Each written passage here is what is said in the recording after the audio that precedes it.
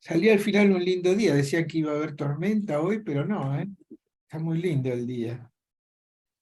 Mm. Acá en La Plata está muy nublado, amaneció con una niebla ¿Sí? extraña. Ujú. Ah, mira, acá está todo soleado.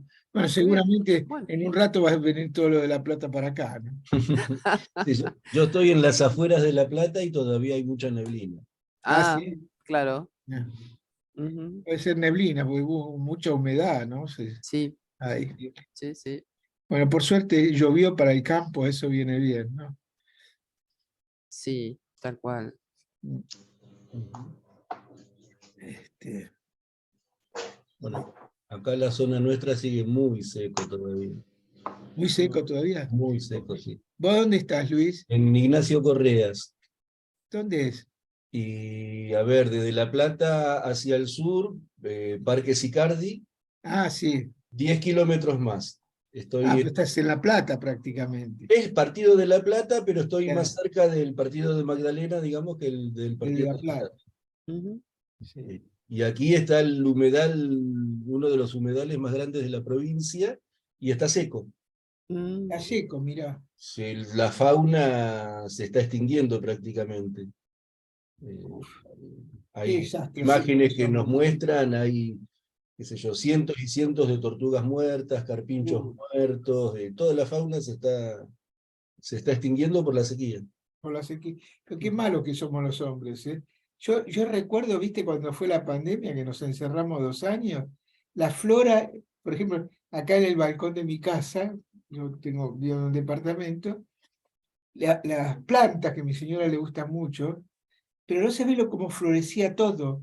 Era impresionante. Acá también. ujú. ¿Sí? Entonces decía, bueno, mira cuando el hombre se retira, cómo la naturaleza vuelve a encontrar su espacio, ¿no? Sí, sí, ¿No? sí. Y bueno, es- desgraciadamente no hay vuelta atrás.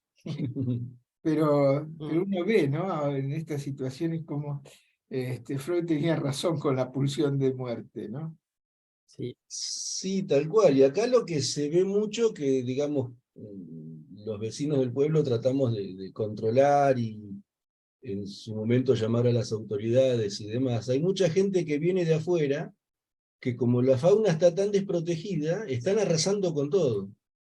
En los pocos espacios que quedan del arroyo, están sacando los pocos peces que quedan, buscando los carpinchos heridos para llevárselos. Sí, Y no hay la control, pulsión de ¿no? muerte está full, digamos. No hay control del Estado, Sí, sí, cuando llamamos vienen. El tema pero es no hay que una persona que Mm, se dedique o no, varias no, no personas tenemos que delegación. patrullen y traten de salvar la vida ujú. animal. Y ahora que de alguna manera nos hemos organizado y que estamos llamando, sí, están viniendo de fauna y demás, pero hasta que logramos, digamos, llamarlos y que vengan, fue un desastre. Desastre. Generalmente, digamos, es un pueblo que se caracteriza en invierno, estamos solamente los de aquí, y en verano, por la cuestión turística, el arroyo y demás, se llena de gente. Eh, ¿Escucharon las declaraciones del Papa, el chiste que contó sobre Argentina? Sí. Ujú. Pareciera que tiene razón, ¿no? Porque vos ves el cuidado que hay en otros lugares al Ujú. patrimonio. Nosotros tenemos tanto y tanta abundancia que entonces no nos ocupamos de lo que tenemos, ¿no? Ujú. Mira, vos sabés que yo ahora para la fiesta fui a Córdoba, a un lugar que se llama La Cumbrecita, Sí, Ay, qué conozco. lindo. y no parecía Argentina, porque hay un cuidado de todo, Son la todos gente, alemanes aparte. bueno, Una sí, y colonia alemana. austríacos, bueno, Sí, claro. pero digo, hay gente, o sea, esa gente tampoco ahora está prevaleciendo, hay mucha gente que es de acá. Y Sí. sin embargo, tienen un cuidado por todo, o sea, no ves un papel tirado, no ves, y son muy amables. Y por ejemplo, respecto a esto de la fauna que decía Luis, por ejemplo, en los restaurantes que dan a la cascada, vienen una familia de zorritos, por ejemplo, y nadie los toca, no cazan, nada. En realidad es una reserva natural esa zona. Ujú.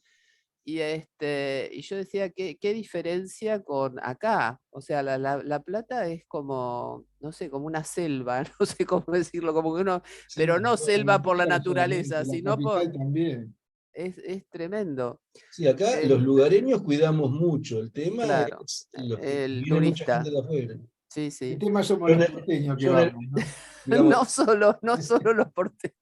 claro, no, yo Vos en el sabés fondo de que, casa tengo liebres, en el terreno de al lado hay un lagarto que tiene como 1 metro y pico, que hace años que está ahí, nadie lo molesta. claro, eh, Cuidamos. Sí. Tenés un zoológico, genial. Sí, hay de todo. Propio. Hay de todo. Pajaritos, ahora uno pone una manguera, digamos, que se forma algún charco y se claro. llena, qué sé yo, cardenales, Ujú, jilgueros, digamos, pájaros qué que uno bueno. en la ciudad los ve enjaulados, aquí están todos sueltos. Bueno, chicos, ¿les parece que comencemos a leer Sí, sí, entonces? sí. Sí, sí, sí. ¿Quién va a ser nuestro Buen día, locutor? ¿cómo Buen día. andan? ¿Quién va a ser nuestro locutor? Yo puedo leer si quieren un ratito. Bueno, dale, empezar leyendo. Tengo acá preparadito, tengo la cámara en el celu y la... Bueno, dale, léelo. Bueno, entonces es de la clase del miércoles 15 de noviembre de 1961. Mm. La identificación, tal es este año mi título y mi asunto. Es un buen título, pero no un asunto cómodo. No pienso que ustedes tengan la idea de que eso sea una operación o un proceso muy fácil de concebir. Si es fácil de constatar, quizás sería, sin embargo, preferible, para constatarlo bien, que hagamos un pequeño esfuerzo para concebirlo.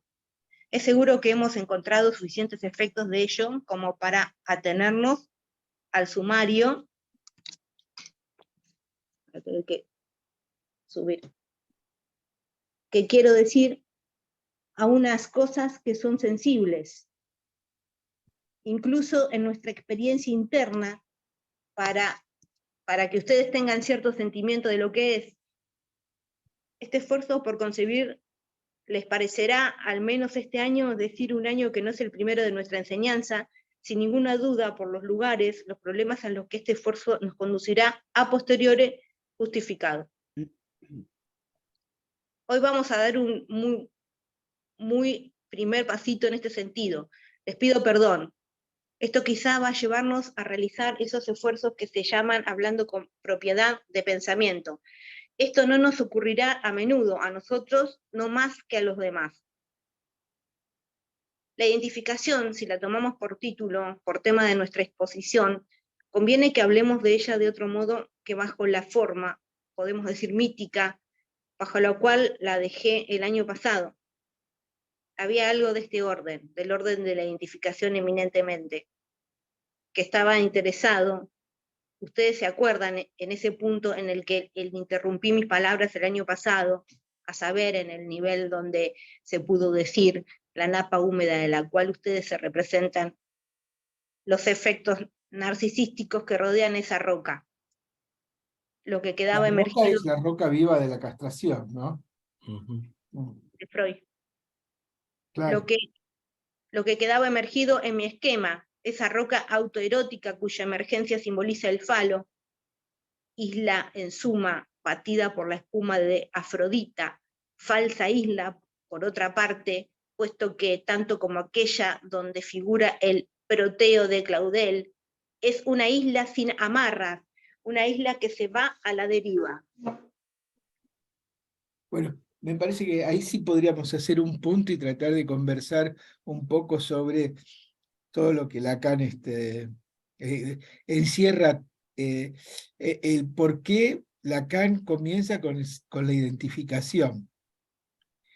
Quizá tengamos que hacer un pequeño repaso de pensar qué lo lleva a Lacan al tema de identificación. Me parece que para ese repaso del tema de identificación tenemos que pensar a dónde llegó Lacan en el seminario anterior a este, que es el seminario sobre la transferencia. Y también cuál va a ser el propósito que entonces a partir de ahí se inscribe en este seminario. Si alguno de ustedes puede conseguir el proteo de Claudel se los voy a agradecer, porque yo lo busqué por todo lado y nunca lo pude encontrar. Aunque sea si lo pueden conseguir en francés, también. Yo no sé si el proteo viene a cerrar la trilogía de Claudel que está en el Seminario de la Transferencia. En el Seminario de la Transferencia hay van a ver ustedes que en una parte está organizado a partir de la trilogía de Claudel, ¿no? Esa trilogía, bueno, ahora se consigue. En mi época, un amigo mío, Torrisi, hizo una traducción fantástica de esa cuando todavía no existía ni la escuela, ni había, ni se pensaba en la escuela aquí. Bueno, Torrisi hizo una traducción fantástica de esa trilogía. Y hay dos textos que están incluidos en este comentario de Lacan, a mi gusto, ¿no? Seguramente muchos más, porque las lecturas son personales, o sea, porque yo los trato de mostrarles mi lectura y que también pueda ver la de ustedes. Nada más que hace falta que se tomen el trabajo de pensamiento, como dice Lacan, para reconstruir y no leer a la ligera, sino leer de la forma en que el texto se presenta como un ciframiento y que intentamos en ese ciframiento que hace Lacan en sus textos tratar de esclarecerlo. Es cierto que este no es un escrito, es un seminario, y los seminarios no tienen el mismo carácter de encriptados como están sus escritos. Pero bien, pero sin embargo, y sobre todo en las primeras clases, donde está, digamos, Lacan pensando siempre el tema que va a desarrollar, ¿no? Están como los principios, él llama en otro seminario, dice, las verdades o los principios primeros, las verdades primeras, dice. Creo que es en el Sintón. Bueno, me parece que eso lo repitió casi siempre Miller. Por eso yo particularmente puse mucho ojo en el primer seminario de Lacan, porque me parece que ahí va a desarrollar, va a plantear esas verdades primeras que después se van desarrollando y confirmando a lo largo del texto. Me parece que en este punto hay que leerlo desde esa perspectiva, porque creo que hay, en el Seminario de la Transferencia hay dos textos cruciales que hay que leer para meterse en ese texto. Por un lado, el banquete de Platón. Ustedes saben que en la Transferencia Lacan dice que en realidad el que descubre la transferencia es Sócrates, ¿no? Que la transferencia es anterior a Freud, y la ubica justamente en el banquete. No sé si todos los han leído, pero por la duda, si no leyeron, el banquete prácticamente está dividido en dos. Uno que los filósofos lo transmiten muy bien, y una segunda parte que es la entrada de un Alcibíades. Alcibíades era esos personajes seductores donde todos los querían y conseguían cosas extraordinarias. Si quieren leer la vida de Alcibíades, está en las vidas paralelas de Plutarco, ahí se puede leer. Entra Alcibíades, hace un escándalo y le declara su amor a Sócrates. Y Sócrates hace ahí una maniobra que Lacan dice es el inicio de la transferencia. Y le dice a Alcibíades, que le declara su amor, le dice, no es conmigo, es con Ágatón, ¿no?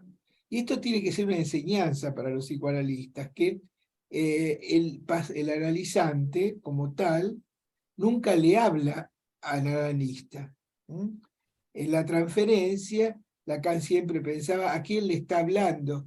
Piensen ustedes, en los controles, decía, ¿a quién le está hablando el analizante?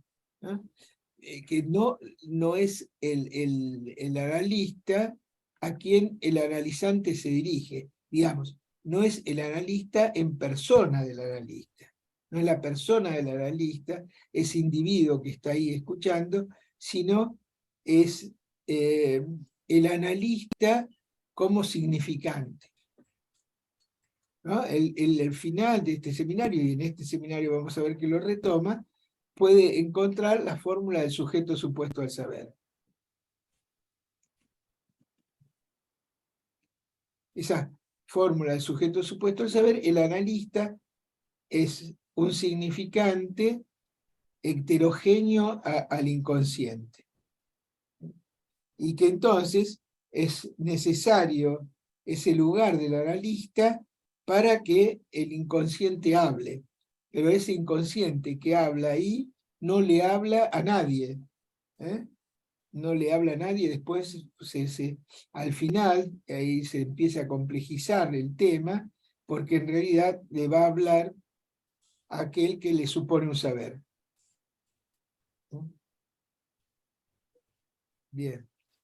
En este seminario, el texto donde la parte importante, me parece a mí que se puede rescatar, hay muchas otras cosas, desde ya cuando uno toma un texto de Lacan y siempre se arboriza y se llega a un montón de lugares diferentes, pero me parece que el punto central en esa primera parte es el concepto que surge del banquete, que es el concepto de agalma. Digo esto, van a ver ahora por qué. Porque el concepto de agalma, que tiene una escritura en Lacan, que es A barra menos phi, ¿no? Lacan va a introducir entonces el concepto de que se ama a quien se le supone un saber. Este punto me parece que es sumamente importante porque une dos campos.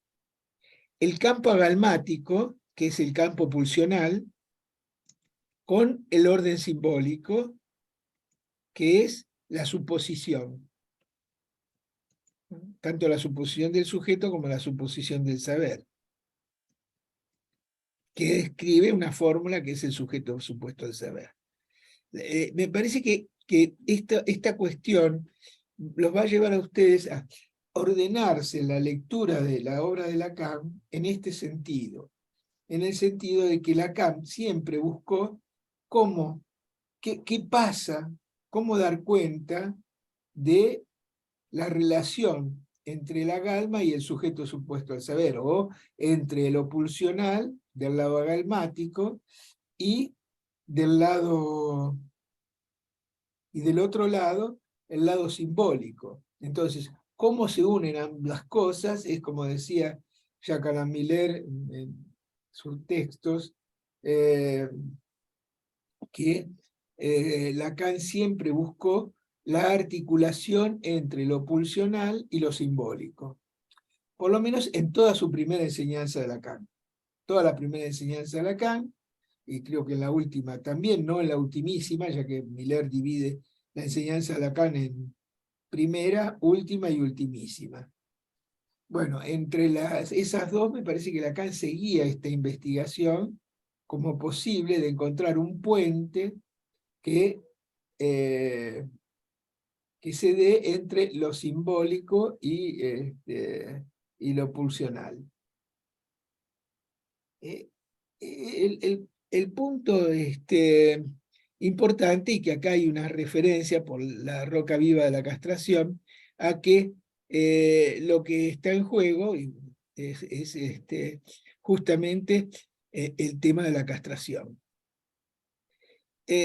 ¿Por qué pone el tema la castración, Lacan? Porque Lacan está buscando una salida del análisis. ¿Cómo se sale de un análisis?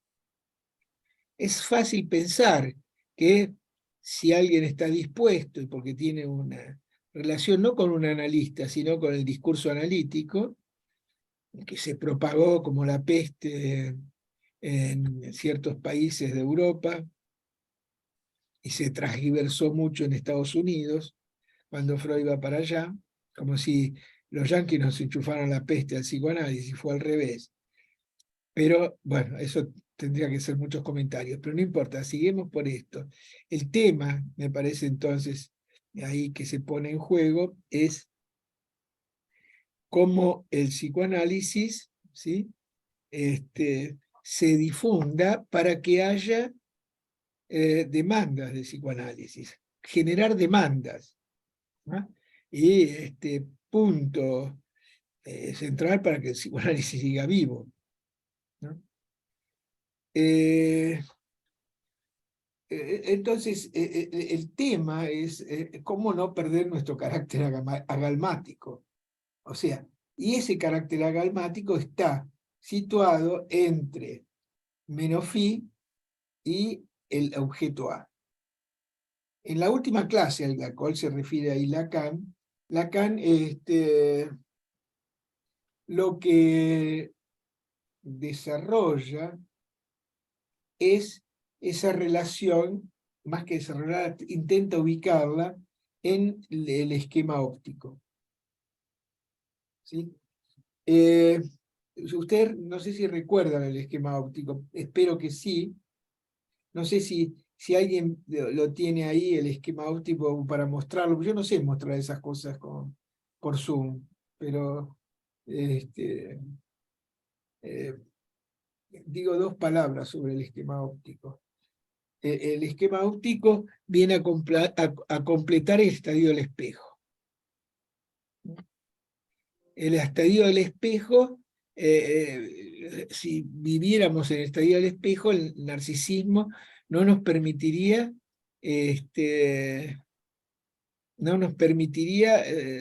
vivir. Porque el mundo, y de lo que le pasaba a Narciso, cuando no se reflejaba su imagen, el mundo le desaparecía. Y el estadio del espejo es la forma de construir un mundo en esa relación que Lacan llama I de A y prima de A, ¿sí? Que pone en el espejo, reconstruir esa relación con una cierta estabilidad. ¿No? Y esa estabilidad está dada en la relación entre el ideal del yo y el yo ideal. Tal es así que la clínica de la depresión, Lacan la intenta explicar con el esquema óptico. Es decir, si estamos deprimidos es porque hay ahí en juego un ideal, ¿sí? En el cual nuestra imagen en el espejo, la imagen y prima de A, no está estabilizada, podríamos decir así, está desamarrada. Y entonces uno se siente, bueno, cuando uno está, por ejemplo, en el inicio de la carrera de psicología, frente al ideal del yo, ve los profesores, todo lo que saben, quiero ser como ellos, qué sé yo, pero me siento en menos, pongo algo banal. Ese menos podría llevarme a una parálisis, a una inhibición también, cosa que muchas veces nos enfrentamos en la clínica. Pero cuando nos recibimos tenemos esa exaltación del yo, que pensamos que, bueno, que ahora ya todo lo sabemos y todo lo podemos hacer. ¿No? Antes que pueda llegar Freud y nos dice, el psicoanálisis nada tiene que ver con la psicología, ¿no? Ni con la medicina. El psicoanálisis tiene que ver más con la filosofía, con la cultura en general, que con cualquier ciencia práctica como puede ser la medicina o el psicoanálisis. Yo creo que es muy importante, ¿no? Para sostener el psicoanálisis hay que sostener este punto, que el psicoanálisis no es de los psicólogos ni de los médicos. Hubo una transición aquí, ¿no? Primero fue de los médicos y ahora, por peso mayoritario, es de los psicólogos. Bueno, para Freud, ninguno de los dos, ¿no? Ni para Freud, ni para Lacan, ni para Miller, ¿no? De hecho, Freud era médico neurólogo, Lacan psiquiatra, y Miller filósofo, ¿no? O sea, Miller lleva a cabo justamente esa aspiración freudiana de que el psicoanálisis esté por fuera de las instituciones oficiales, o sea, del discurso del amo, y que el psicoanálisis tenga que ver con solamente con el discurso analítico, para sostener su agalma como tal.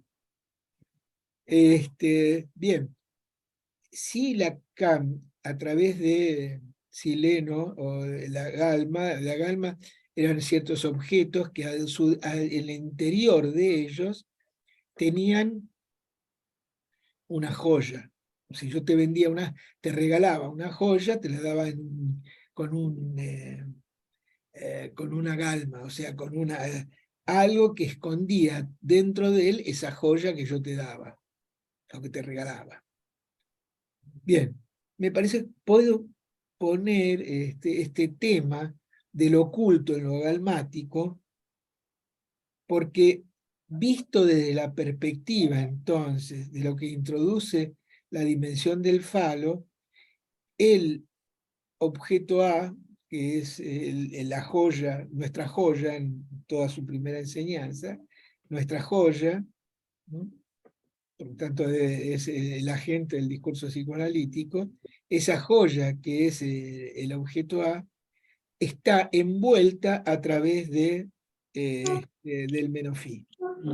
O sea, a través del falo, pero el falo como significación fálica.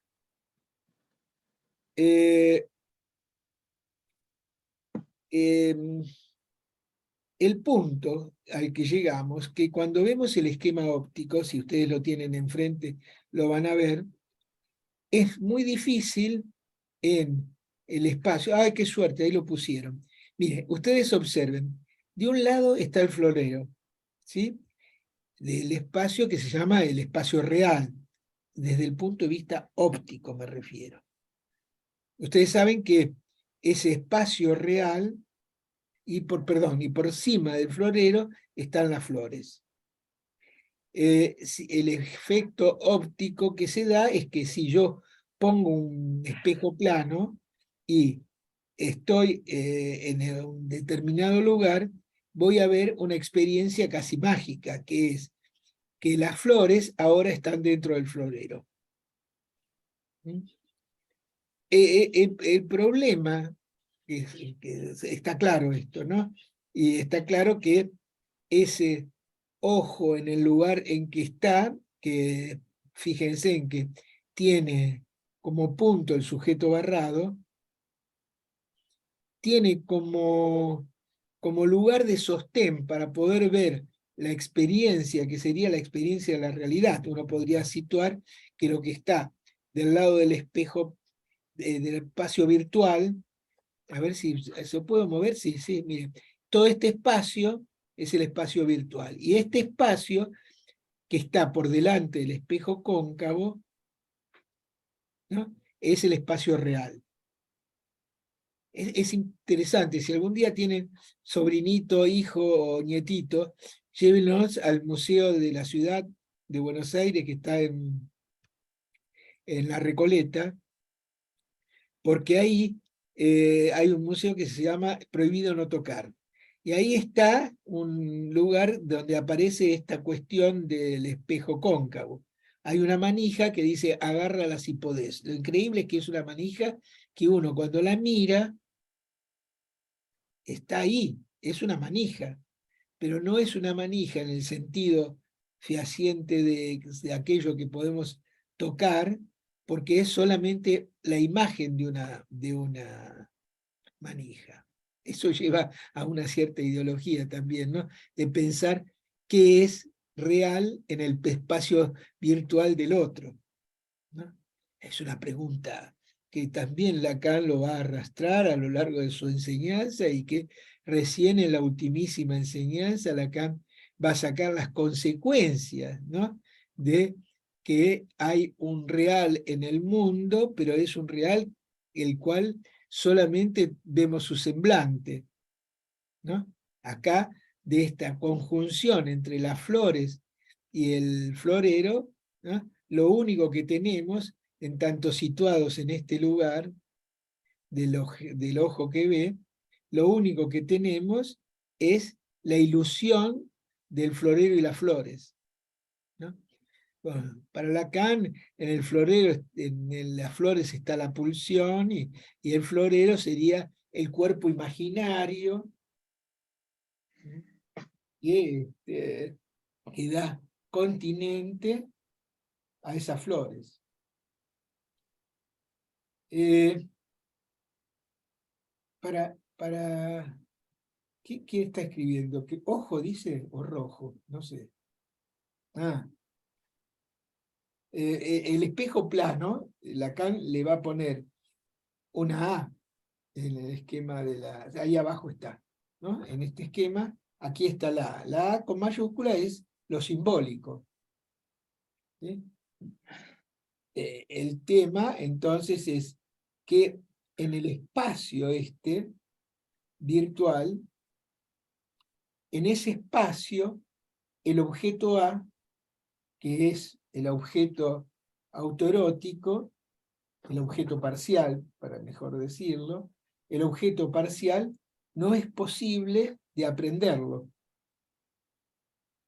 Me parece que saben que este punto es muy importante, porque Lacan acá lo dice muy elípticamente, después lo va a desarrollar, con lo de Proteo, Afrodita, la isla sin amarras, ¿no? ¿Por qué es la isla sin amarras? Porque el ideal del yo nos va a situar siempre en el campo de la realidad, y nos da la sensación de que esa realidad es lo que es.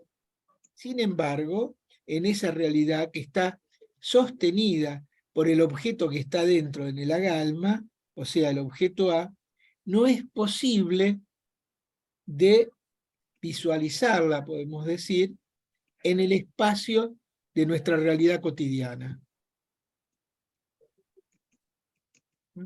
Este punto es un punto central en el desarrollo de Lacan, porque va a marcar por qué a lo largo de este seminario Lacan necesita pasar, para poder dar cuenta del psicoanálisis, de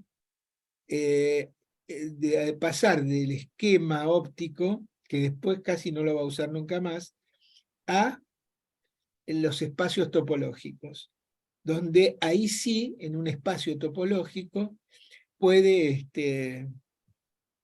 uno situar el objeto A. Pero el espacio topológico como tal es un espacio que rompe nuestra intuición del espacio, ¿no? Yo, para aclarar, vamos a tomar un tiempito con este primer capítulo, porque así después vamos más rápido, ¿no?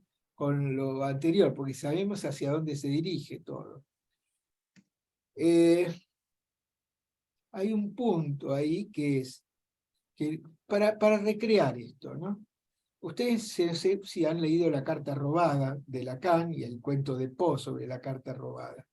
Ahí hay algo enigmático cuando uno lee el texto de La carta robada, antes de leer a Lacan. Yo lo leí antes de leer a Lacan, del seminario sobre la carta robada. Uno ve que ese texto tiene un punto que a uno le parece, me está mintiendo, Poe. Me está vendiendo algo que no puede ser. ¿Qué hace Poe entonces? Poe, si ustedes saben cómo es el cuento, yo creo que sí, ¿no? Se roba el ministro una carta que comprometería a la reina, la pone, se la lleva a su casa y la esconde, ¿sí? Y entonces, como era una carta que si llegaba a las manos del rey, comprometía toda la política del reinado, entonces le piden a la policía que la vaya a buscar. La policía, siguiendo, podemos decir, la concepción de la realidad que nos da la intuición del espacio, que es el espacio cartesiano, largo, ancho, ¿no? Pero falta uno, largo, ancho, dígame el otro, ay, que no me sale. ¿Cómo el profe? Sí, pues bien, gracias. Profundidad. En ese espacio, la policía, que toma para mí, es la ciencia, digamos, por ejemplo, bueno, la ciencia que nace por lo menos de Descartes, ¿qué hace? la policía lo que hace es justamente buscar punto a punto, según los ejes cartesianos, un rastreo de toda la casa del ministro.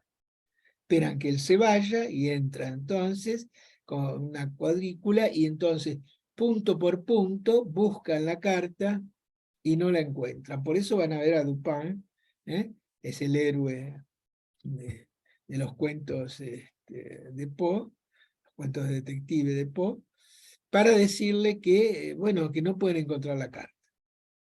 Es muy interesante porque lo que en realidad hace el ministro, que es muy astuto, para que no la puedan encontrar, porque conoce el método científico, es su fracaso, ¿no?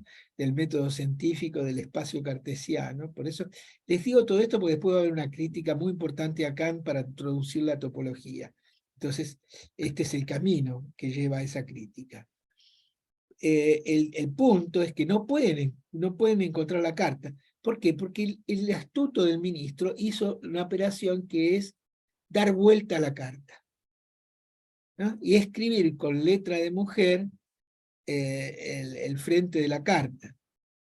Y no la encuentran porque los policías buscaban la carta que le había escrito un cierto marqués, parece ser, a la reina. Nunca se supo el contenido de eso, pareciera que fuera un poco erótico, o afrodisíaco, en relación a Afrodita. No podían encontrar la carta. Bueno, el astuto de Dupin vuelve ahí, ve a través de un gesto del ministro y encuentra finalmente la carta. Pero más allá de toda la anécdota, lo interesante es que si no fuera por Lacan, uno podría decir, no puede ser.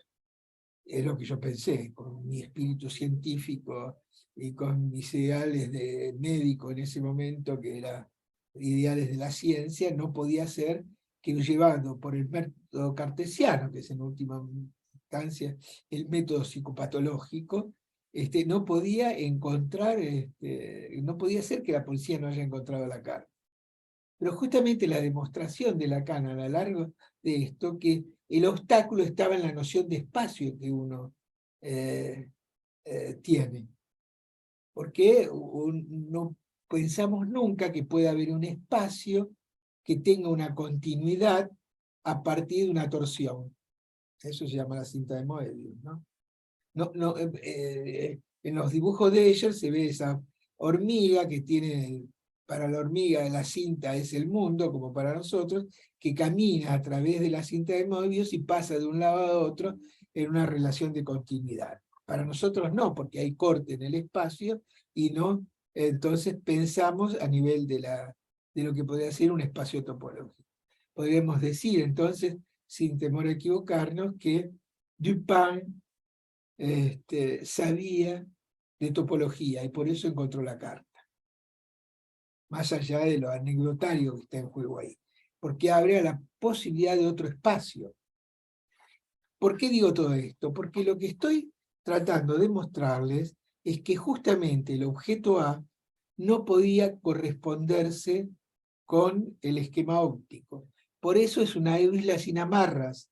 No se trata a nivel del inconsciente, ¿no?, de la identificación imaginaria y la identificación al significante del ideal, sino hay algo más que hay que poner en juego. Es por eso que en el último capítulo de la transferencia, Lacan, que se refiere justamente a esto, volviendo a traer el esquema óptico y situando por qué la emergencia del falo. Y está leyendo a Freud ahí. Y Freud, para poder ubicar la roca de la castración. Freud, ¿qué ubica ahí? Primero ubica los objetos autoeróticos. Son objetos pulsionales. Los primeros se ponen en juego son el objeto oral, el objeto anal.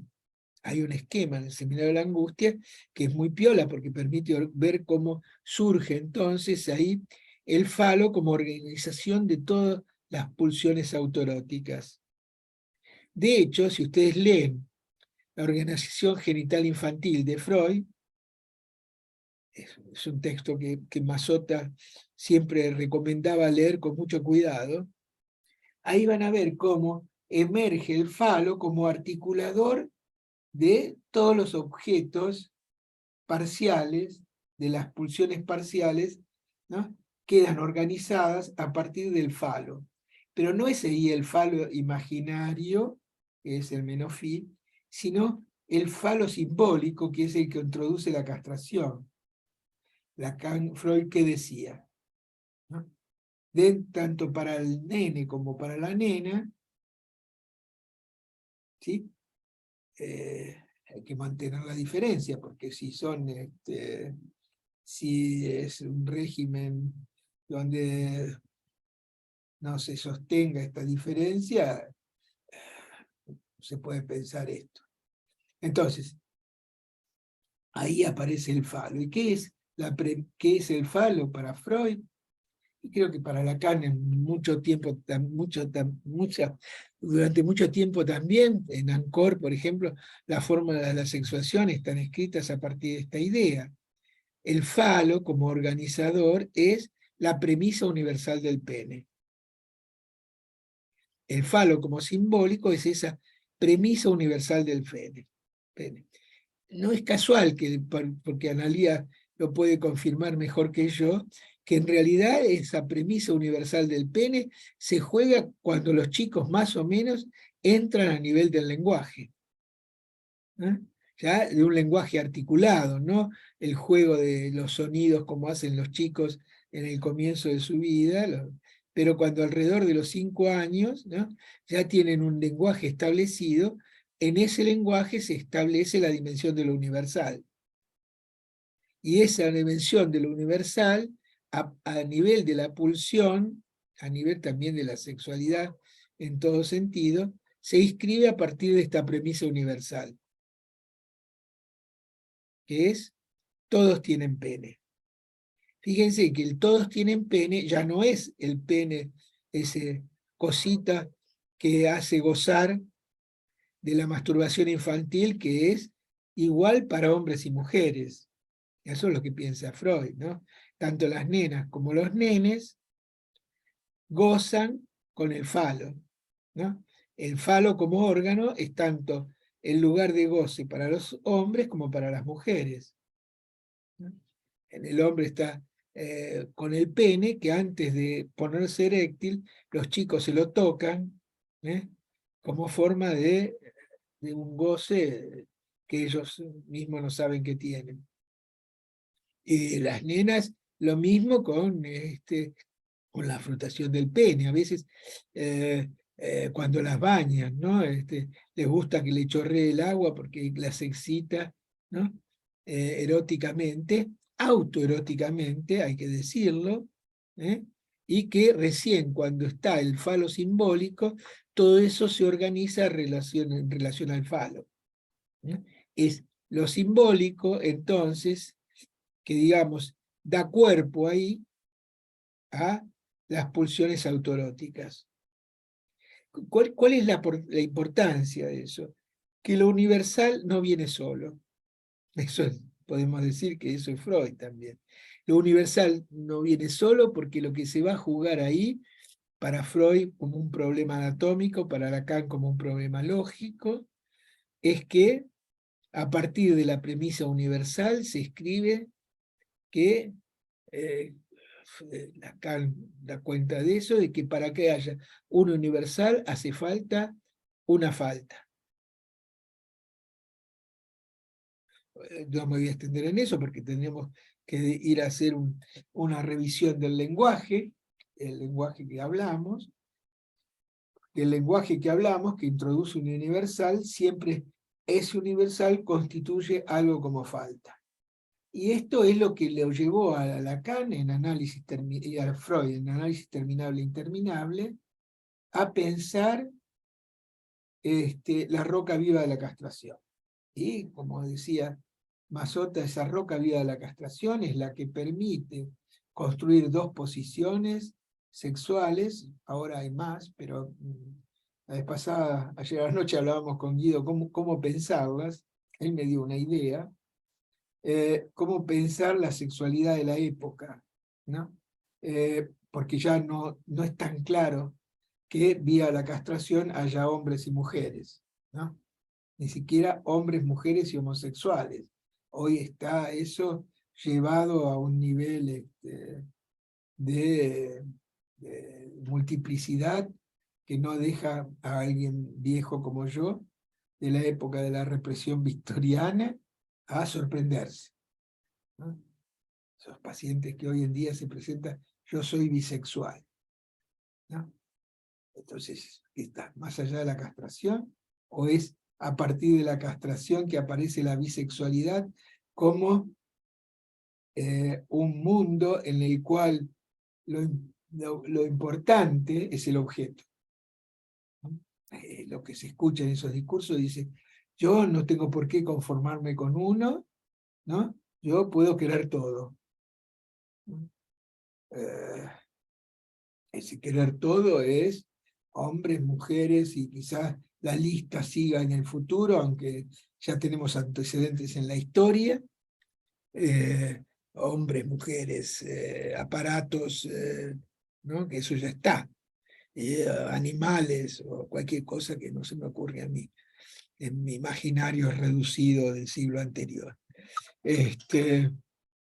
Pero lo que me parece que ahí se juega es la multiplicidad de los objetos, que lleva a que, bueno, el partener sea un objeto más. Siempre sustituible, y no importa en sí él, sino lo que importa es la supuesta satisfacción que el objeto me va a dar. Bueno, eso lo pensamos ayer a la noche cenando con Guido, pero ese es de otro tema. Pero como acucia en nuestra clínica de hoy, por eso se los traía.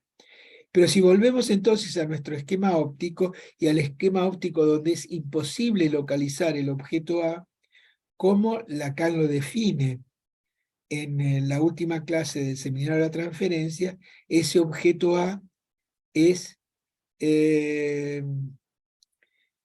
objeto parcial. De hecho, el esquema óptico le sirve también a Lacan para mostrar una cierta posibilidad, digamos, de relación entre lo pulsional de la galma, que está puesto en las flores ahí, enmarcadas en el lado derecho del esquema óptico en un florero, en el espacio real, pero que eso va a condición de no poder ahí encontrar el objeto A. ¿Y por qué Lacan quiere tanto encontrar el objeto A? Porque el objeto A lo largo del análisis, se demuestra que el objeto A es lo único que responde a la dispersión significante, que es el sujeto constituido como sujeto del significante. Les claro esto porque hay una frase ahora que vamos a leer que aparece lo del sujeto del significante. La detención entonces de la metonimia que supone este lugar de ser sujeto del significante, vamos a tratar de demostrar esto con las fórmulas de Lacan, lo que queda oculto y que el análisis devela es el lugar del objeto A. Eso está muy avanzado, acaba de salir en francés el seminario de la lógica del fantasma, seminario que vamos a tener que trabajar y leer mucho, porque en la traducción, así como hay traducciones buenas, hay malas. La traducción de la lógica del fantasma que tenemos es pésima. O sea que va a venir muy bien poder tenerlo. Por ejemplo, el 11 que tradujo Mazzotta, a mí me gusta más que la traducción oficial, ¿no? Es también una traducción del seminario que estableció Jacques Miller, pero con la traducción que hizo Oscar Mazzotta, que ahora ya no se encuentra más. Pero bueno, hay otros que son un desastre. La lógica del fantasma, para mi gusto, como la del objeto, son malas traducciones. Así que eso nos va a ayudar para este trabajo. Pero lo que les quiero decir es que Lacan, con esta noción de la isla sin amarras, que es al revés de la amarra del ideal, porque hay que sacarle las marras, desamarrarlo, ¿no?, al sujeto de las marras del ideal, para que se devele, ¿no?, en el fin del análisis qué contestación puede darle el psicoanálisis a la falta en ser, en el cual el sujeto se constituye en la dimensión del otro. Ahora vamos a avanzar en la falta en ser, cuando en este seminario vamos a ver que Lacan empieza, en esta clase misma, a discutir si se puede pensar el concepto de identidad en el psicoanálisis. El axioma que va a salir de estas primeras verdades es que el psicoanálisis, el sujeto del psicoanálisis, no hay identidad, hay identificación. Por lo tanto, no podemos esperar del mundo significante, ¿no?, una respuesta al quién soy, que es lo que se produce en la apertura de un análisis. La pregunta es, al fin de cuentas, ¿yo quién soy? Y la respuesta que Lacan hace dando un pasito por fuera de la angustia de castración, que es la roca viva que plantea Freud, la respuesta es: solo sos el objeto del deseo del otro. El sujeto como tal solo se constituye a partir de el deseo, que su única definición es esa, el deseo es el deseo del otro, se constituye como objeto A. Si ustedes van a leer todo el seminario de la transferencia, se van a ver que en un punto Lacan empieza a decir, bueno, al fin de cuentas, ¿qué dignidad hay de ser sujeto? Es cierto, si el sujeto es solamente un efecto del significante. La verdadera dignidad, va a decir Lacan, está en ser objeto. Es en el objeto donde está la verdadera dignidad del hombre. Esto, en su última enseñanza, hace aguas porque Lacan, que ya salió del esquema óptico y ya habló de los discursos, se da cuenta que el objeto A no es nada más que como tal un semblante más, ¿no?, que se constituye a partir de la forma en que el discurso se constituye como tal.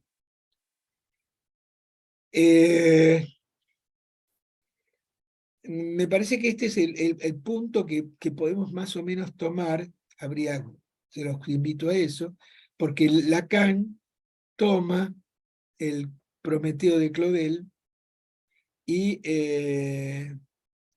después se refiere a la Orestía del mundo griego. Yo estuve investigando todo ese tema, en realidad Lacan está equivocado, es de Esquilo. La Orestía es el único texto que queda como cierre de una trilogía, que eso es la Orestía, el cierre de una trilogía, que parece ser el mundo griego, lo digo por lo dice Lacan, yo no lo encontré así, pero le creo a Lacan, es que es un pasaje de lo trágico a lo cómico. Es un punto interesante porque el psicoanálisis, después del seminario 7,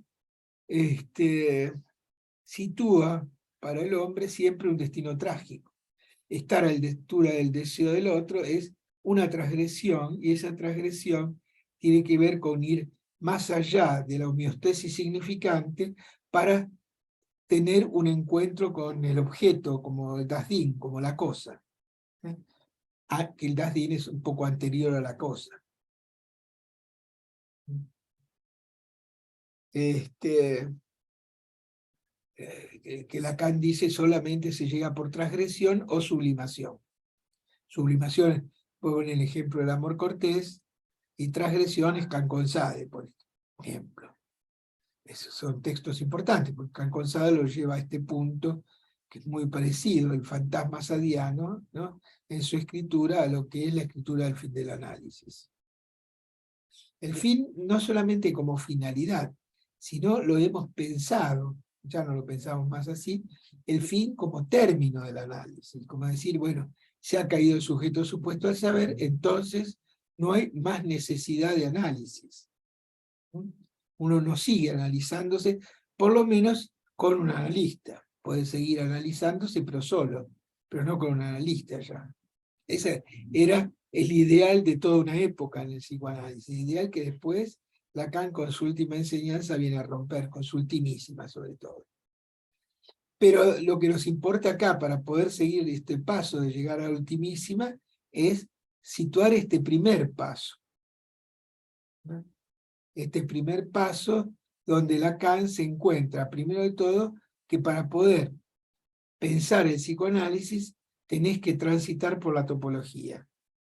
Y el porqué de que tenés que transitar por la topología es porque no hay posibilidad de construir una experiencia en relación a la roca viva de la castración, que se llama la angustia de castración, sin las nociones topológicas. Y ustedes dicen, bueno, esto no tiene que ver con cualquier cosa, tiene que ver con cómo se va a ubicar el deseo analista. ¿No? Si el deseo analista es como la policía que intenta buscar la carta con un método cartesiano, o una experiencia cartesiana, digo porque Descartes fue el creador de los ejes cartesianos, por eso se llaman así. O si vamos a, el psicoanalista tiene que pensar que la experiencia analítica es una experiencia topológica, y esa experiencia topológica es la que permite a Lacan en este seminario decir que el psicoanálisis puede dar un paso, no más allá de la castración, pero sí más allá de la angustia de castración. Ahí digamos, la idea sería que fue nuestro ideal, ¿no? Nuestro, porque digo, por ahí ustedes son muy jóvenes y se les juegan otras cosas también. Lo que se jugaba en nuestra época era sobre todo cómo liberarse de la angustia. Y pienso que ustedes también, ¿no? El tema es que la angustia cuando se presenta no sabemos qué hacer con ella. Y lo único que el sujeto del inconsciente da como respuesta frente a la angustia es constituir un síntoma. Analía puede dar ejemplos de eso porque el síntoma que se constituye como primero en relación a el descubrimiento de la castración, o sea, la angustia de castración, es la fobia, ¿no? Y que por eso el trabajo con niños es muy importante, porque el trabajo con niños nos pone en el camino de este punto esencial donde la primera respuesta a la angustia es la fobia. ¿Cuál es la segunda? ¿Quién podría decirme cuál es la segunda respuesta a la angustia de castración? Que viene a tapar la castración, pero nada más que eso. La tapa y por eso la castración, digamos así, sigue siendo esa isla viva y desamarrada. ¿El fantasma? Sí, muy bien, Analía, sí, yo sabía que vos podías decir. El fantasma. El fantasma viene justamente a tapar esa angustia de castración. ¿Y por qué esto es muy importante? Porque la hipótesis que le va a llevar a Lacan al seminario 15 es justamente eso, que para que pueda terminarse con la angustia de castración hay que ir a lo que Miller sobre todo pone el acento, aunque Lacan lo dijo una sola vez, el atravesamiento del fantasma.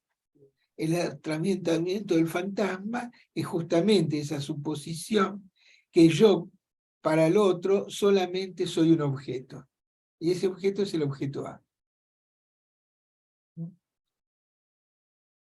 Digo, para el otro como deseo, el deseo del otro. En tanto, lo único que el otro no puede subsumir construyendo una realidad, para construir una realidad, es algo que siempre queda como resto, inalcanzable, que es el objeto A.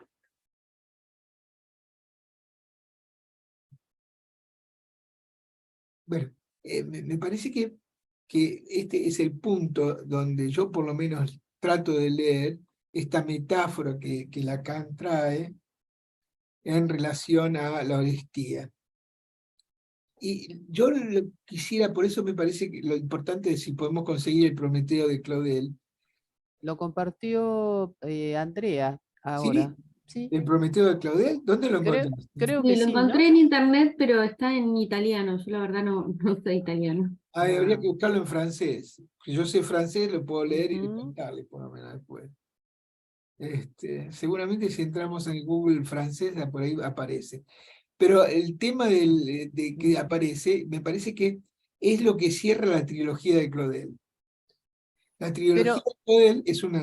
Sí, sí, te quería hacer una pregunta, porque estás hablando de dos trilogías. Una es la Orestíada y la sí, otra es la de la de Claudel. Claudel. Y Sí, sí. no entiendo bien Acá sitúa las dos. Ah, está Primero bien. dice la trilogía de Claudel, y yo Ujú. recuerdo que él, la Orestía de Claudel, que es el Prometeo, y dice que es lo que viene a completar, ¿no?, Mm. las trilogías griegas.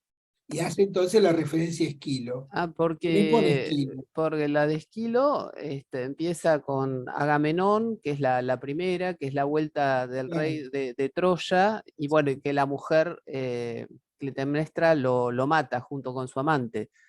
Digamos, esa es la primera de la trilogía de Esquilo, ¿no? sí, de De Esquilo, la- claro, la bueno. carne se equivoca.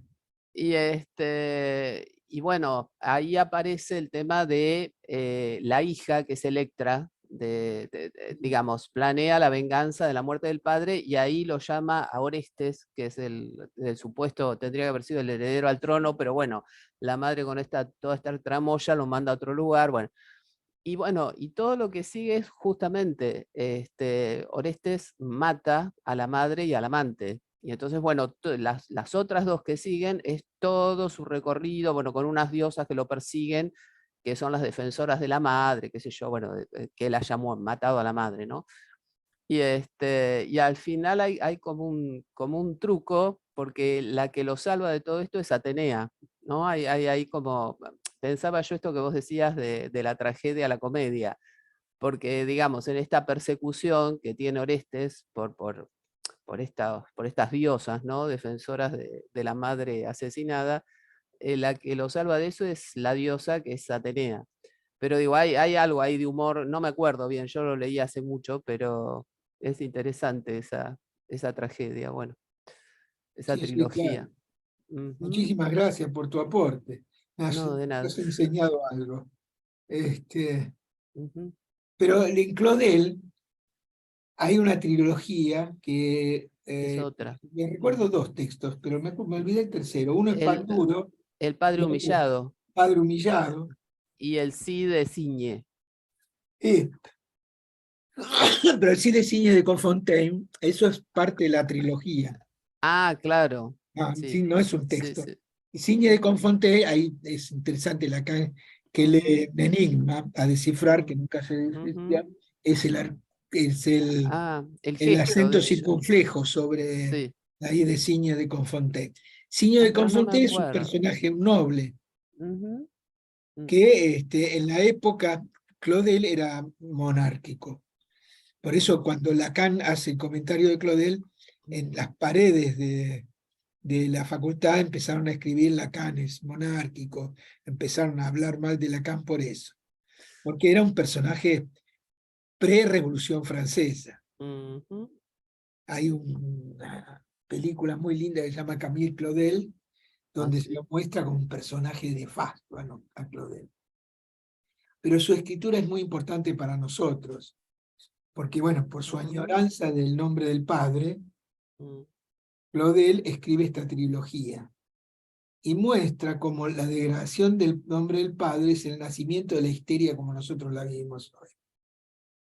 mm. Esa es la tragedia, ¿no? El padre humillado se ve muy bien. ¿Qué quiere decir? Y en la última, que no me acuerdo el nombre, puta carajo. Pero bueno, después me fijo porque la tengo acá, Mm, en castellano. Lo interesante ahí es que el padre humillado es el Papa. mm, El Papa, que por las luchas internas tiene que irse de Roma, creo que después se va a Aviñón, en Francia, mm, donde hay se visita la casa del Papa, ¿no? Que es ujú, diferente a la casa que estaba en Roma, en el Vaticano. Bueno, pero el Papa tiene que esconderse porque lo van a matar, si no. Y Signe de Confontaine es una mujer, como siempre, las mujeres en la historia son las verdaderas heroínas, ¿no? Porque los hombres luchamos por el falo, las mujeres luchan por esa cosa rara, si me permiten esta dirección, que tiene más que ver con el objeto A que con el falo, ¿no? Basta ver que fueron las madres de Plaza de Mayo con sus rondas, ¿no? Que pedían por el objeto, el cadáver, porque sabían que sus hijos estaban muertos, pero sin embargo querían reivindicar, ¿no? La aparición de esos chicos que ya estaban desaparecidos, muertos, ¿no? Ahí vemos, no hubo, creo yo, ¿no? Por lo menos yo no lo conocí, que hubiera los padres de Plaza de Mayo, ¿no? Tiene que ver con lo que decía Analía también, había las madres de Plaza de Mayo, ¿no? Uno puede ver que la posición frente al significante de la mujer es diferente que la posición del hombre, ¿no? Mientras el hombre intentamos siempre luchar por los grandes ideales, ¿no? Las mujeres, ¿no? Luchan por lo singular, ¿no? Es lo que se ve a través de la historia. Obviamente hubo hombres que también pudieron ir más allá del falo.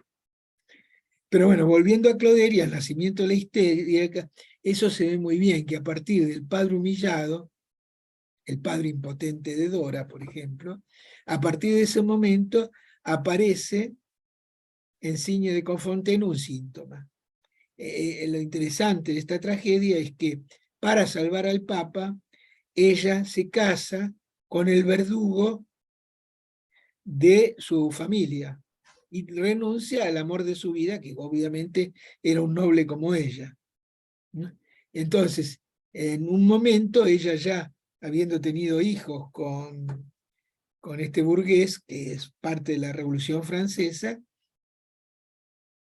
comienza a defenderlo, pero esa defensa que vuelve a hacer por el padre es sintomática, porque está llena de tic. Empieza con tic en la cara, que es, digamos, el efecto de la represión sobre su cuerpo. Y ahí aparece, bueno, podemos decir, quizá la primera imagen de la histeria moderna, las histerias que pensó Freud, ¿no? Y que Dora es el paradigma de eso, en el punto mismo donde Dora, ¿no? Hace todo eso para cubrir justamente la carencia paterna, la impotencia del padre. ¿No? Bueno, me parece que todo eso es un punto muy interesante que se juega, pero eso se completa entonces con la honestía, que es, quizá, hay que leer el Prometeo, es el intento de ubicar nuevamente el objeto, ahora más allá del Padre. ¿Por qué? Más allá del Padre, que en tanto el Padre no es Padre Dios, sino es el Padre barrado, ¿no? El Padre impotente. Bien, me parece que, bueno, este recorrido que hemos hecho, seguramente le faltan unas cosas que iremos completando, y podemos hacerlo a través también de las preguntas de ustedes, nos lleva entonces ahora a seguir leyendo un poco más. ¿Les parece? Sí. Te cuento para que lo que encontré. El que nos faltaba de la trilogía es El Rehén. Ah, el rehén. El Rehén, El rehén sí, creo sí. que es el primero, donde Sí, aparece es el justamente, primero. es el Papa, ¿no? Ujú. Que es tomado como rehén, oculto entonces por Signe de Confontaine para que no lo maten, y que obliga a su sacrificio, porque para que no maten al rehén, ella se entrega al burgués de la Revolución Francesa. Tiene todo un contenido político muy interesante también el texto, ¿no? Porque bueno, la Revolución Francesa nos resulta, ¿no?, como un gran ideal, es cierto que lo ha sido, pero también ha sido una masacre, ¿no?, terrible, ¿no? Y que no pensaba igual le cortaban la cabeza. Bueno, ¿les parece si seguimos leyendo un poco más? Sí. Sí, Bueno, arranco de, ustedes saben lo que es el Prometeo de Claudel. Es la tentativa de completar la trilogía, la Orestía, con la farsa satírica que en la tragedia griega obligatoriamente la completa, y de las que no nos quedan en toda la literatura más que 2 restos de Sófocles y un Heracles de Eurípides, si no recuerdo mal. No es sin intención que evoco esta referencia a propósito de esa manera con la que el año pasado mi discurso sobre transferencias se terminaba sobre esa imagen de identificación. Por más que lo intenté, no conseguí hacer nada mejor para señalar la barrera donde la transferencia encuentra su límite y su pivote. Sin ninguna duda, eso no es la belleza de la que le he enseñado que es el límite de lo trágico, que es el punto en el que la cosa inasimilable nos vierte de eutanasia. No embellezco nada, aunque algunas veces me imaginé oír sobre lo que yo enseño algunos rumores. No se los hago demasiado fácil. Lo saben aquellos que en otro tiempo han escuchado mi seminario sobre la ética, aquel en el cual exactamente abordé la función de esa barrera de la belleza bajo la forma de la agonía que exige de nosotros la cosa para que se la alcance. un puntito para esto. Seminario 7 sitúa justamente la belleza, que es lo que hay que atravesar para llegar a la dimensión del goce, de lo real, que es la cosa. Acá ya el seminario 7 comienza diciendo que lo real es racional, es una fórmula que saca de Hegel, y que esa racionalidad de lo real, la racionalidad está en el objeto, en la cosa.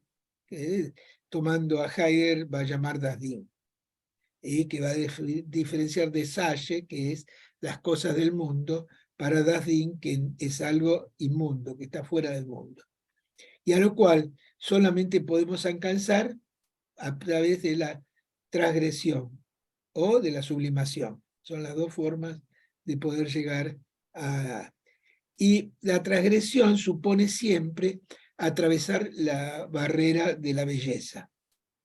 Este es el ejemplo que él va a trabajar al final, que es maravilloso, el de Antígona, siguiendo lo que nos decía Analía, va a atravesar con el Antígona de Sófocles, cuando va a situar ahí como Antígona, para cumplir el deseo de los dioses, ahí aparece lo que Lacan dice la eutanasia o la cosa en su dimensión trágica, porque, bueno, alcanzar la cosa en Antígona, queda bien claro, supone, ¿no?, tanto la muerte de Antígona como de Creontes, como del hijo de Creontes, como de su hermana, es una masacre, ¿no?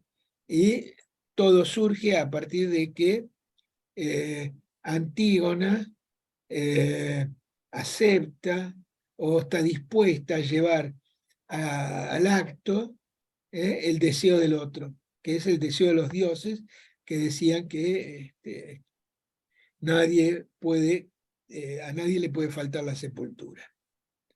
Bien, digamos así entonces que Lacan se da cuenta a partir de la transferencia que, bueno, que es muy lindo la Dasdin y todo eso, pero no es operable para el psicoanálisis, porque si no tendríamos que pensar, cosa que se pensó y produjo muchos estragos, que estar a la altura del deseo siempre tenía un destino trágico, ¿no?, y que la única forma de llegar entonces a situarse como analista era ser un héroe como Antígona.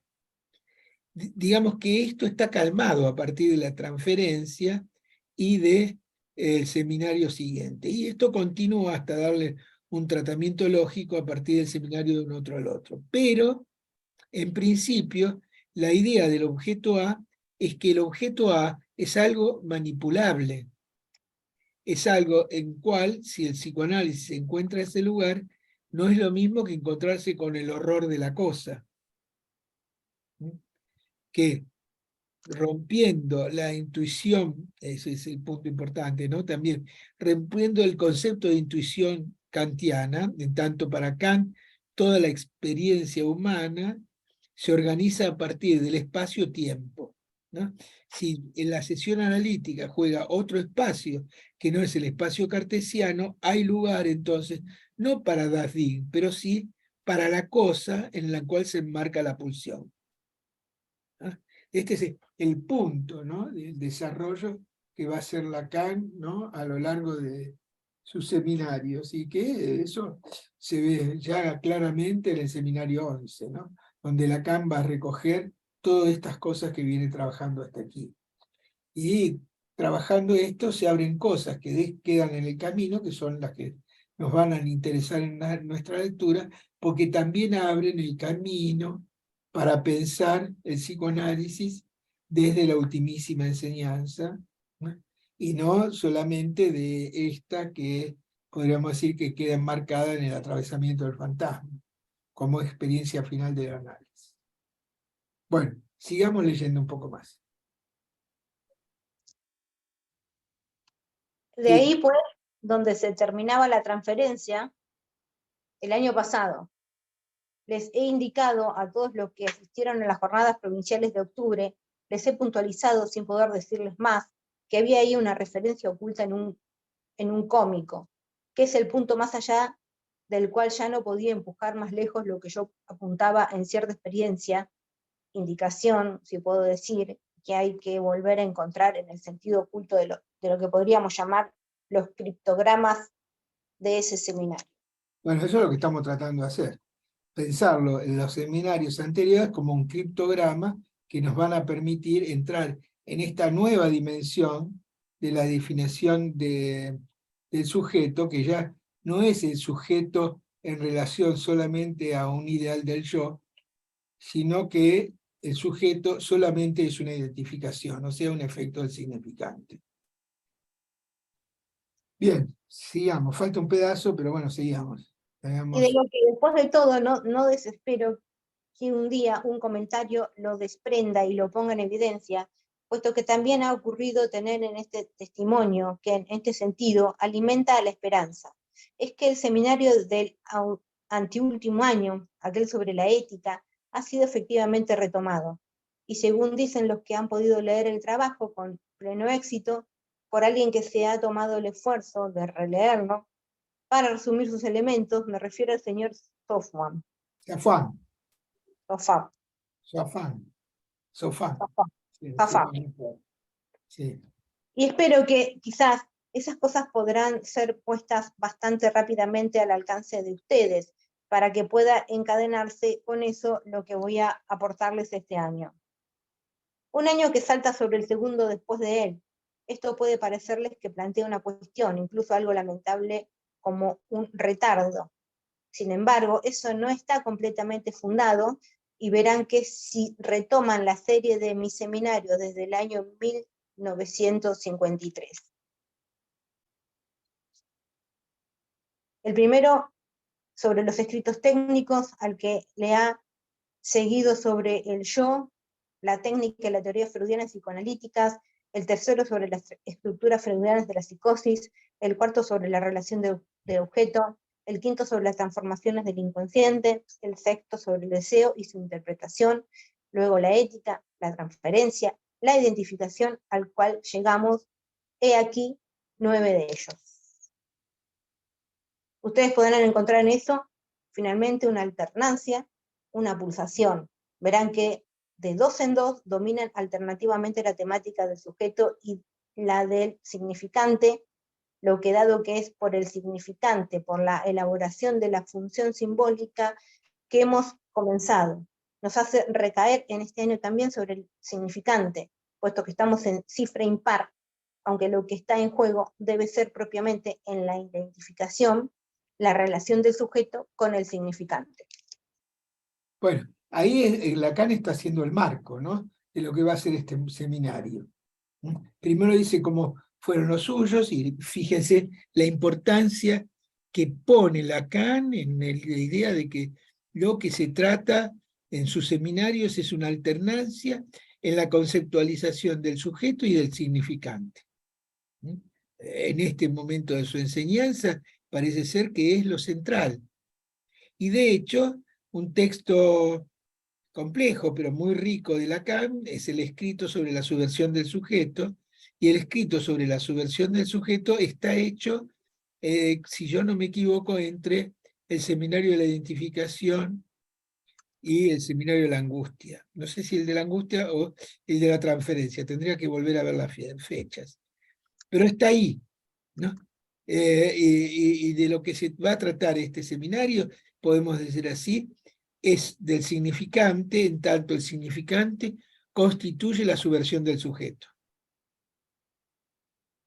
¿No? Es eso, la subversión. La subversión no es revolución, ¿no? Busquen el significado de subversión, pero no es una revolución la subversión. Quizá la subversión acabada, si es que la hay, podría ser una revolución, un cambio, pero la subversión en sí misma no supone ningún cambio.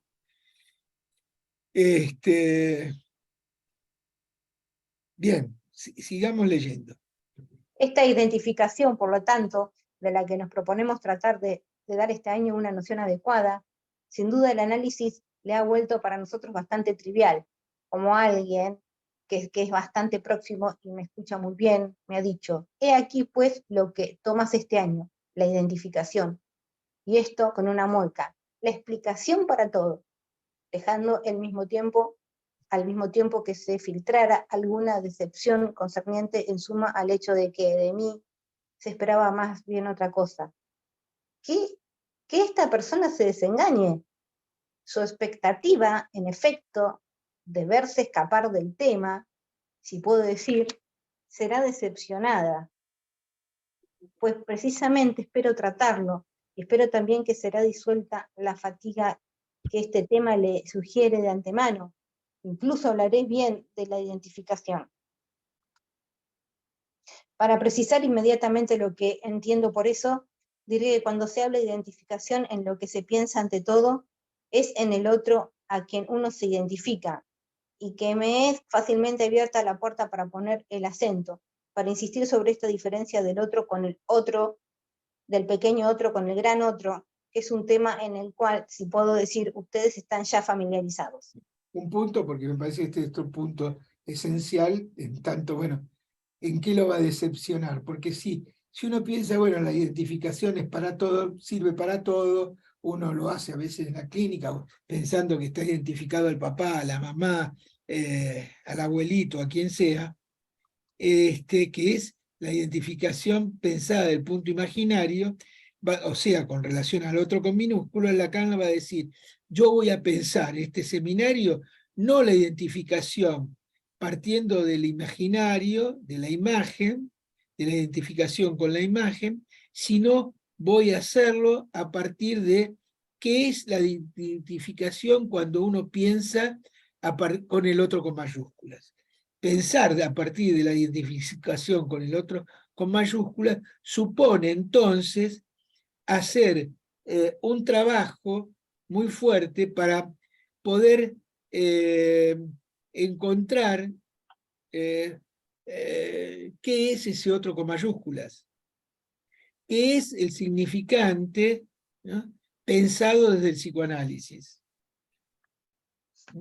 Ustedes saben que cuando Lacan piensa el significante para el psicoanálisis, por primera vez es en la instancia de la letra en el inconsciente o la razón desde Freud. Hay que leer esos dos títulos. La instancia de la letra en el inconsciente es ya suponer que el significante en el inconsciente es una letra. Este es un punto muy importante, porque va a desarrollar eso a lo largo de este seminario.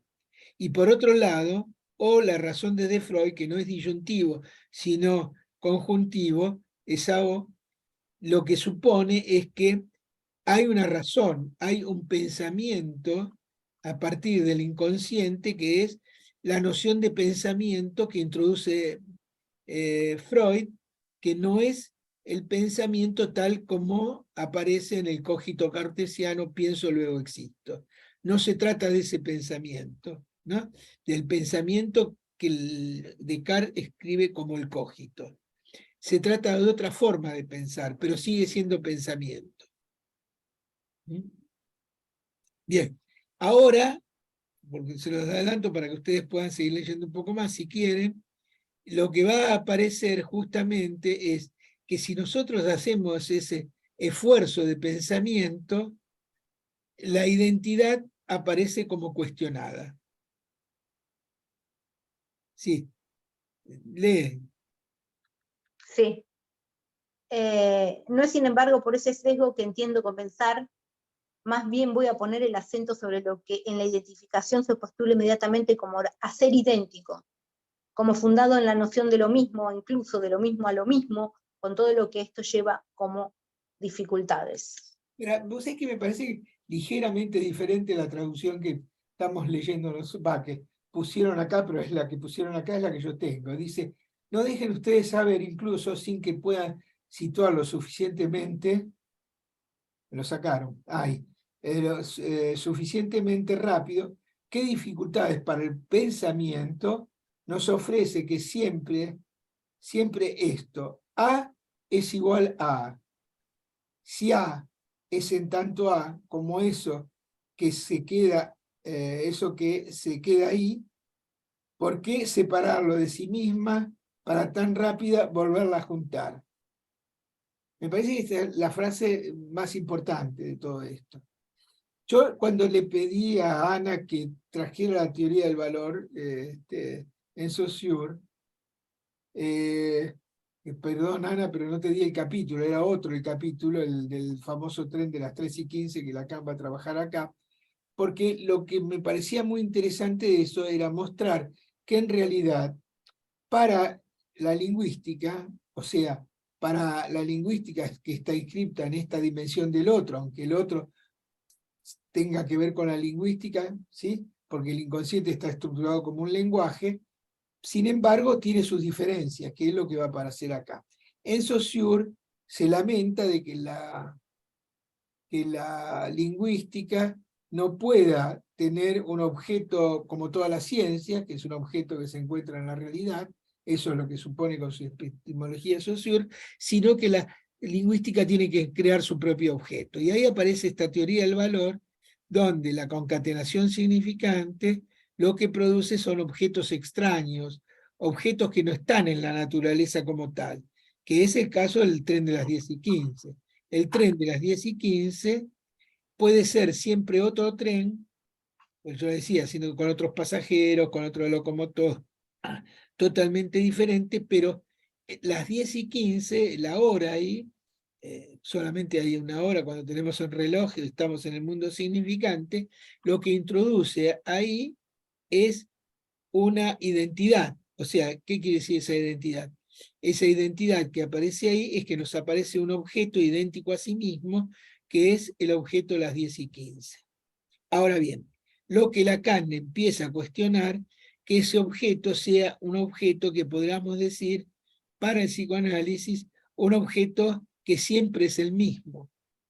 Y lo que trata entonces de demostrar que no hay mismidad, no hay identidad entre A y A. Si yo digo A es A, es falso. Hay todo un texto de Heidegger que trabaja justamente esto, que es muy bueno, que se llama Identidad y Diferencia, que lo van a poder encontrar en internet, que yo les aconsejo apasionadamente que lo lean, porque creo que Heidegger, que ha sido alguien con que Lacan debatió toda su vida, en el seminario 22 se ve claro, alguien con que compartió el seminario 7, por ejemplo, está hecho y construido toda la noción de Dasdin a partir de una conferencia de Heidegger sobre la cosa, no el libro, sino la conferencia. Aquí me parece que la inspiración de Lacan para pensar que A no es A siempre, que no es A, que no hay identidad en tanto somos sujetos del significante, el inconsciente, el sujeto del inconsciente es un sujeto del significante, que A es A, ¿sí? Es una construcción falsa, que a nivel del inconsciente no hay identidad, lo que hay es identificación. O sea, siendo un pasito más, podríamos decir que si hay un sujeto del inconsciente es porque hay identidad y no hay identificación. Que no haya identidad y que haya identificación tiene un nombre en Lacan que se llama falta en ser. Ya vamos a ver por qué la falta en ser en Lacan es justamente lo que se inscribe en esta lógica que tiene que ver con no hay identidad. No es tan llamativo que Lacan para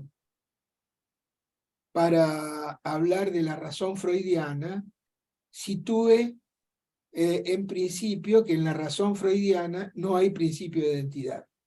Recuerden ustedes que para Freud en el inconsciente no funciona el principio de la contradicción, ¿no? Que junto con el tercer excluido son los principios básicos de toda lógica positivista, porque hay después las lógicas modernas que se construyen sin el principio de identidad y sin el principio de contradicción. Pero no importa eso, lo que importa es que para la razón freudiana, que es como pensar el inconsciente freudiano, no hay principio de identidad. ¿Por qué? Porque A, ¿sí? Es una construcción, digamos así, solamente imaginaria. Pido que sostengan un poco el enigma de esto que está diciendo Lacan acá, porque este punto es el punto en que va a desarrollar toda la primera parte de su seminario, que lo va a llevar a una definición del significante que no es solamente la definición diacrítica, no solamente, aclaro, porque también partimos de la definición diacrítica, o sea, que un significante solamente es un juego de diferencias. Bien, ¿qué hora tenemos? Creo que ya estamos más en la hora. Hoy quiero ser un poco estricto con el horario que nos hemos pasado, porque se despertó mi nieto, que por primera vez se queda a dormir en mi casa, Arturito, el hijo de Guido, y entonces quiero disfrutarlo un ratito, antes que ese crápula venga a buscarlo y se me lo lleve. No hay apuro. Que durmió fantástico toda la noche, ¿eh? Ese Bien. chico lo que necesita estar más lejos de los padres, con los abuelos. Seguro. La mando de pupila.